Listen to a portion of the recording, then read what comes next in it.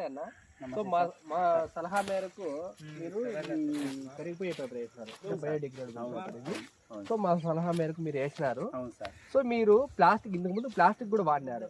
So ఇది కూడా ఈసారి వేసినారు, 2 ఎకరాల పొలం వరకు వేసినారు అనుకుంటాను. సో దానికి దీనికి మీరు ఏం డిఫరెన్స్, దానికి దీనికి డిఫరెన్స్ ఏం గమనిస్తున్నారు సార్? ఇంతకు ముందు ప్లాస్టిక్ వేస్తా ఉండడం వల్ల చాలా మొలక చనిపోతా ఉన్నాయి సార్.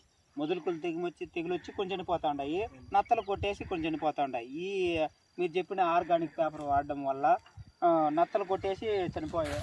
ఏ మొక్క కూడా ఇబ్బంది లేకుండా ఉన్నాయి, ప్రతి మొలక కూడా చాలా హెల్తీగా ఉంది. ఇంకోటి ఏమంటే మొదలుకులు తెగులు మీరు చెప్పిన సూచనల ప్రకారం వాడినాము.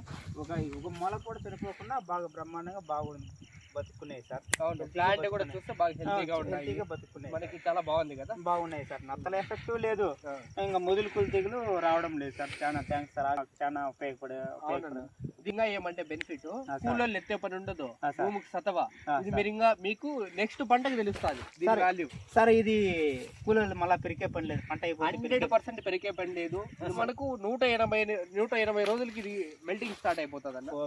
మీరు ఒక 90% 180 రోజులు కరిగిపోతుంది. తర్వాత ఉండేది ఏమన్నా ఉంటే కన్నా మీరు దున్నేసినారంటే భూమును కరిగిపోతుంది. మీరు కావాలంటే మా యూట్యూబ్ ఛానల్లో చూడొచ్చు, ఆర్గానిక్ మల్చ్ ఫిల్మ్ యూట్యూబ్ ఛానల్లో మీరు సెర్చ్ చేసినారంటే నా వీడియోలు వస్తాయి, మీరు చూడొచ్చు అన్న. 100% ఉందన్న. ఎందుకంటే ఇప్పుడు ఎండ పడిందంటే, ఇప్పుడు ప్లాస్టిక్ లో ఎండ పడిందంటే అది రిఫ్లెక్ట్ అయ్యి ఫ్లవరింగ్ డ్రాప్ అవుతుంది.